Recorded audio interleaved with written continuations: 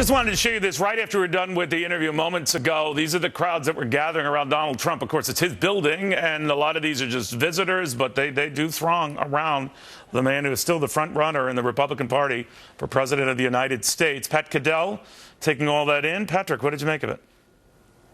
I thought it was a great interview. You know, he's been, I actually think, you can watch him developing as a candidate.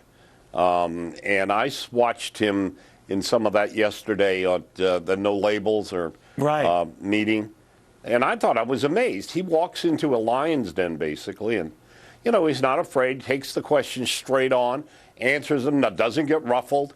You know, well, he did claim that one particular nasty question came from a Bush plant. The Bush plants deny that. But no, I don't think she was a plant. It doesn't matter. I thought he handled it fine. Right. She was doing whatever. She was a young woman. You know, it was just his whole demeanor was, I'm not afraid. You know, here I am.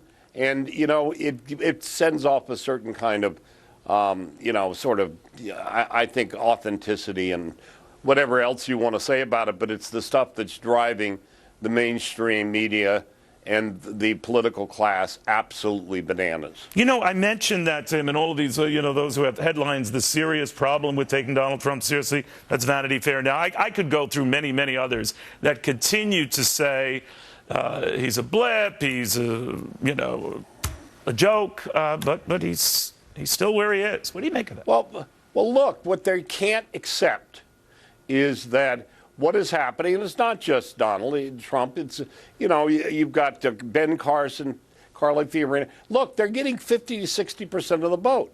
He has not tumbled in the polls. Every time he's sort of leveled for a few days or whatever, you know, everyone's hysterical saying it's over. No, we have a condition in this country. The political class has failed miserably. The American people know that they're, one, being lied to. Secondly, that things are not getting better. The disasters, whether it's around the world or in our economy. And Trump is speaking to that frustration, and he is speaking to it in a way, it may not in the end be him, but he's not going to go quietly. And if it's not him, it will be someone like him. But you know, Pat, I think it surprised even himself. I think that, and he kind of touched on it, this idea that almost 4 months ago when he first declared, if I bet you, in his heart of hearts, if he were to find out that 4 months later he'd still be number one in the polls, he would laugh at you.